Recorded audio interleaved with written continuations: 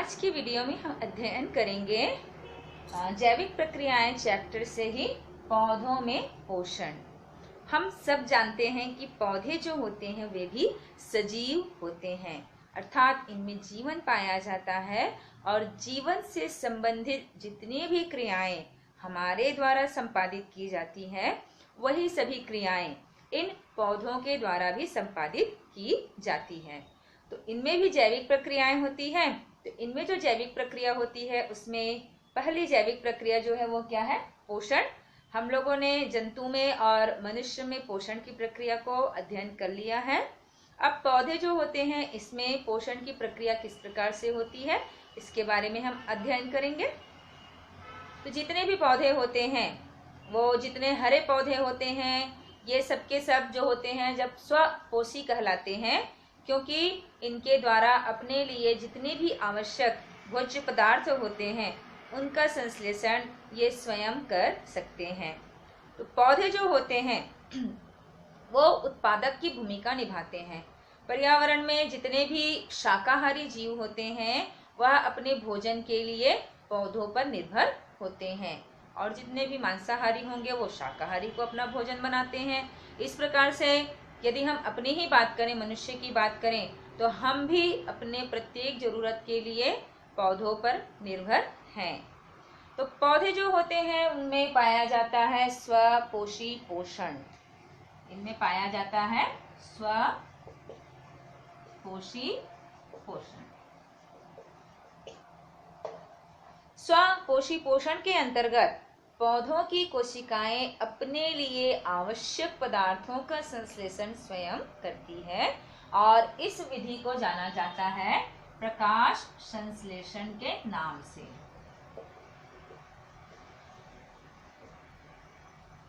प्रकाश संश्लेषण। पौधे जो होते हैं वो प्रकाश संश्लेषण की क्रिया के द्वारा अपने लिए भोजन का निर्माण करते हैं, अपने लिए कार्बोहाइड्रेट का संश्लेषण कर सकते हैं। तो प्रकाश संश्लेषण क्या है देखिए।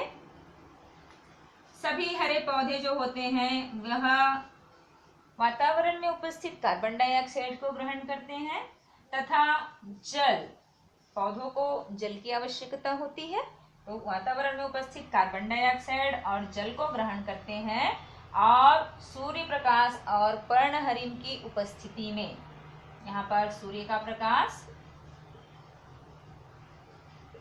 और यहाँ पर पर्णहरिम या क्लोरोफिल, इनकी उपस्थिति में यह ग्लूकोज जैसे कार्बनिक पदार्थ का संश्लेषण कर लेते हैं और साथ ही ये ऑक्सीजन मुक्त करते हैं। तो यह प्रक्रिया कहलाती है प्रकाश संश्लेषण। वह प्रक्रिया ये अनिवार्य जैव रासायनिक क्रिया है जो हरे पौधों में होती ही है। तो वह अनिवार्य जैव रासायनिक क्रिया जिसमें हरे पौधे वातावरण से कार्बन डाइऑक्साइड व जल जैसे सरल पदार्थों को ग्रहण करते हैं और सूर्य के प्रकाश और क्लोरोफिल की सहायता से कार्बोहाइड्रेट का संश्लेषण करते हैं और इस क्रिया में ऑक्सीजन गैस भी मुक्त होती है। इस क्रिया को जाना जाता है प्रकाश संश्लेषण के नाम से। तो ये प्रकाश संश्लेषण का समीकरण है, इसका परिभाषा अभी मैंने बताया आप लोगों को। अब देखिए एक पौधा जब प्रकाश संश्लेषण करता है तो इनको कौन कौन से आवश्यक पदार्थों की जरूरत होती है। तो सबसे पहला पदार्थ जो होता है एक पादप को जब प्रकाश संश्लेषण करना है तब इनको जरूरत पड़ती है, वह होती है कार्बन डाइऑक्साइड। आप सभी जानते हैं कि हरे पौधे जो होते हैं वो ऑक्सीजन को त्यागते हैं और कार्बन डाइऑक्साइड को ग्रहण करते हैं।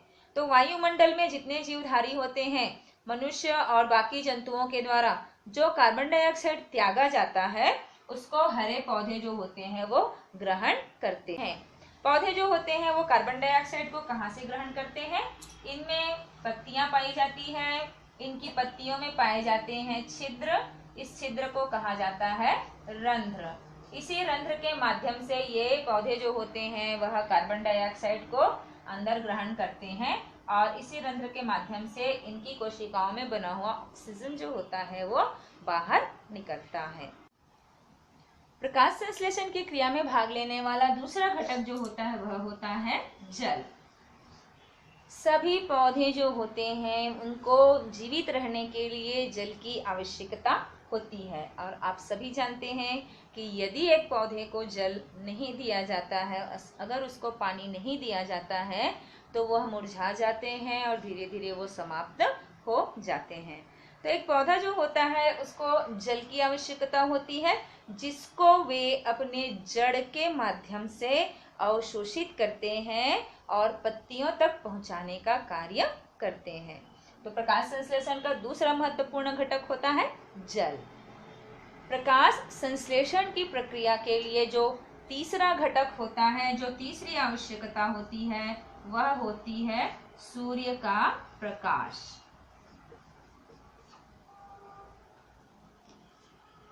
सूर्य के प्रकाश की उपस्थिति में ही हरे पौधे जो होते हैं वो अपने लिए भोजन का संश्लेषण कर पाते हैं। सूर्य के प्रकाश में जो किरणें होती हैं, इसमें जो रंग पाया जाता है, जैसे लाल रंग जो होता है, इसमें पौधे जो होते हैं वो सबसे ज़्यादा प्रकाश संश्लेषण करते हैं, जबकि हरे रंग की उपस्थिति में पौधों में जो प्रकाश संश्लेषण की क्रिया होती है वह धीमी हो जाती है। तो इस प्रकार से सूर्य के प्रकाश की उपस्थिति में इनमें जो अलग अलग तरंगदैर्ध्य की किरणें पाई जाती हैं, इन्हीं की उपस्थिति में पौधे जो होते हैं वो ग्लूकोज का संश्लेषण कर पाते हैं। प्रकाश संश्लेषण के लिए आवश्यक अगला घटक होता है वह होता है पर्णहरिम, या इसको क्लोरोफिल कहा जाता है।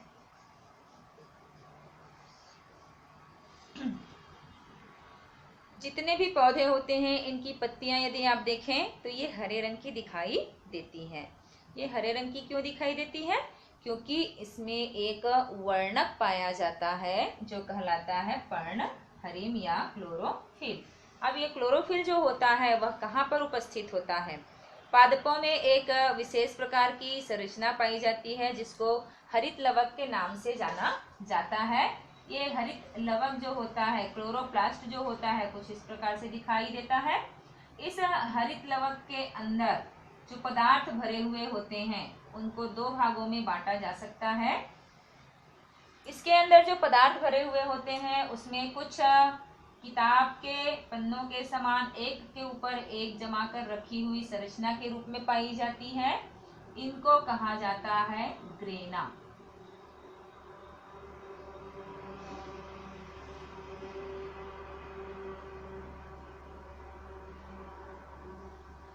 प्रकार से ये प्रत्येक ग्रेना जो होते हैं वो पट्टिका या लैमेली के द्वारा एक दूसरे से जुड़े हुए होते हैं। इस प्रकार ये आपस में जुड़े हुए होते हैं और साथ ही साथ इस कोशिका के अंदर भरी हुई होती है कोशिकांग है, इसके अंदर जो तरल पदार्थ भरा हुआ होता है वह कहलाता है स्ट्रोमा। इसको कहा जाता है ग्रेना। जैसे सिक्के को एक के ऊपर एक जमा दिया जाए तो कैसा दिखाई देगा? बिल्कुल वैसे ही ये ग्रेना जो होता है वो हरित लवक के अंदर इसी प्रकार से दिखाई देता है। तो ये ग्रेना वाला जो भाग होता है इसी के द्वारा सूर्य के प्रकाश का अवशोषण कर लिया जाता है और यही मुख्य रूप से प्रकाश संश्लेषण की क्रिया में भाग लेता है। तो इस प्रकार से पौधे जो होते हैं उसमें निम्नलिखित 4 पदार्थों का होना आवश्यक होता है। इन्हीं चारों की उपस्थिति में ही वे प्रकाश संश्लेषण की क्रिया को संपादित कर पाते हैं। अब देखेंगे प्रकाश संश्लेषण की प्रक्रिया कैसे होती है।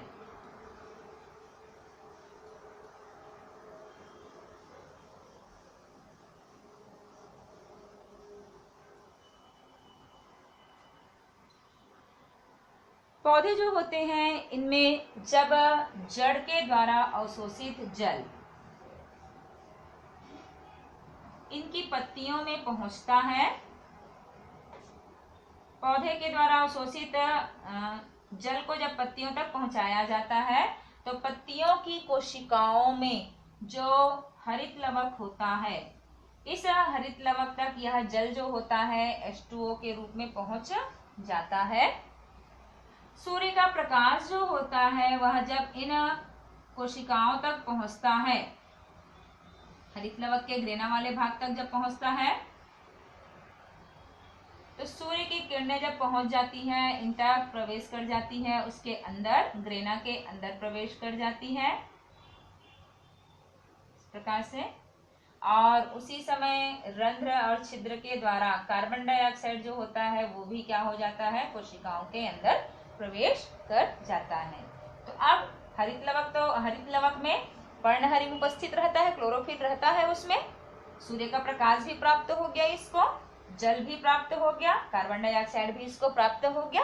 अब पत्तियों की कोशिकाओं में कुछ एंजाइमों की उपस्थिति में जैविक क्रियाएं होती हैं, कुछ रासायनिक क्रियाएं होती हैं, जिसके परिणाम स्वरूप इनके द्वारा ग्लूकोज का संश्लेषण कर लिया जाता है। साथ ही साथ बाई प्रोडक्ट के रूप में, सह उत्पाद के रूप में इनके द्वारा ऑक्सीजन का निर्माण किया जाता है। तो इस प्रकार से पौधे जो होते हैं वो प्रकाश संश्लेषण की क्रिया के द्वारा अपने लिए भोजन का संश्लेषण कर लेते हैं। जब पादप कोशिकाओं में ग्लूकोज ज्यादा मात्रा में हो जाता है तो पौधे जो होते हैं इनको स्टार्च के रूप में संचित करके रख लेते हैं। तो इस प्रकार से पौधे जो होते हैं वह प्रकाश संश्लेषण की प्रक्रिया को संपादित करते हैं।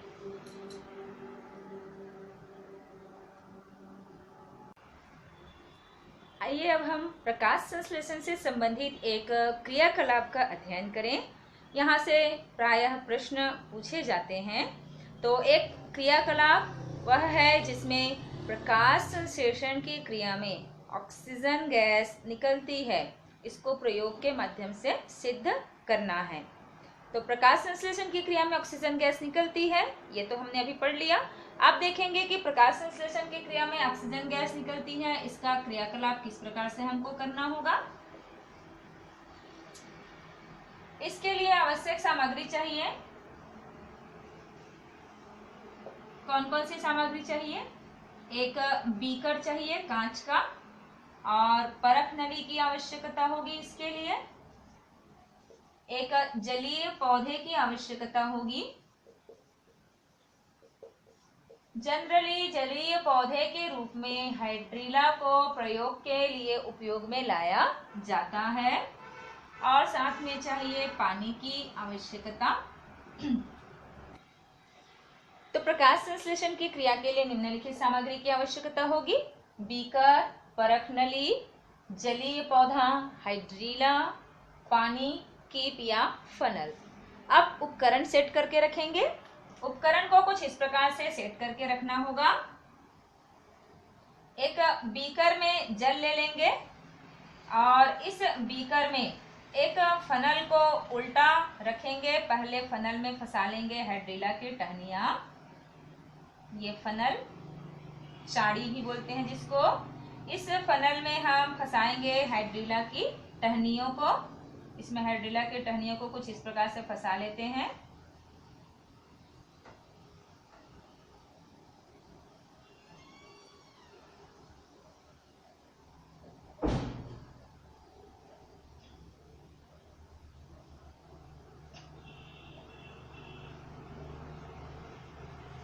इस प्रकार से इसमें हाइड्रीला के टहनियों को फंसा करके इस फनल को हम उल्टा करके जल से भरे हुए बीकर के भीतर रख देंगे, और इस बीकर में जो जल भरा हुआ है उसी में ही इस फनल के ऊपर, जो फनल है उसके ऊपरी हिस्से में ही एक परख नली को, पानी से भरे हुए एक टेस्ट ट्यूब, एक परख नली को इसके ऊपर में उल्टा रख देंगे इस प्रकार से।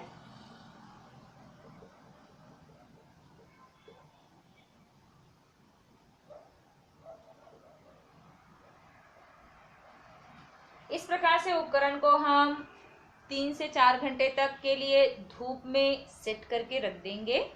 उसके पश्चात यहाँ पर जब इस परख नली में,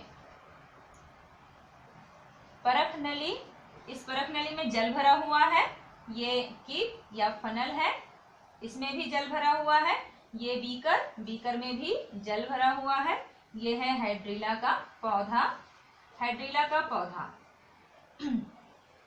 एक पौधे को प्रकाश संश्लेषण के लिए जिन जिन चीजों की आवश्यकता होती है वो सारे पदार्थ यहाँ पर उपस्थित हैं। जल भरा हुआ है इसमें। हाइड्रिला एक पौधा है तो उसमें हरित लवक और उसमें पर्णहरित भी उपस्थित है। सूर्य का प्रकाश, इसको धूप में रख देंगे उपकरण को तो सूर्य का प्रकाश प्राप्त हो जाएगा। और जल में कार्बन डाइऑक्साइड उपस्थित होता है तो ये उसी कार्बन डाइऑक्साइड को उपयोग में ले आएंगे।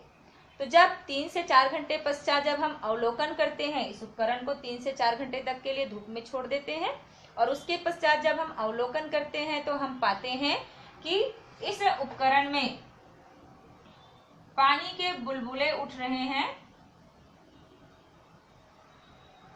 और ये बुलबुले जो होते हैं वह परख नली के ऊपरी हिस्से में जाकर के इकट्ठा होना शुरू हो जाते हैं और यहाँ से जल का स्तर जो होता है वो नीचे की ओर गिरने लग जाता है।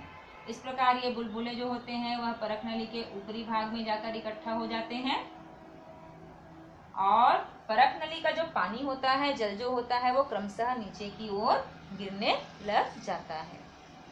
अब हम इसका परीक्षण करेंगे। परीक्षण करने के लिए क्या करेंगे, बहुत सावधानी से इस परख नली को उठा करके अंगूठे से उसके नीचे वाले हिस्से को बंद कर देंगे और उसके बाद परख नली को सीधा कर लेंगे। फिर एक जलती हुई अगरबत्ती ले आएंगे, सुलगती हुई अगरबत्ती ले आएंगे और परख नली के मुंह के पास ला करके धीरे से अपने अंगूठे को हटाएंगे। वहां से क्या होगा, हम देखेंगे कि जो सुलगती हुई अगरबत्ती है या माचिस की तीली होती है उसकी लौ जो होती है वो और तेजी से जलने लग जाती है।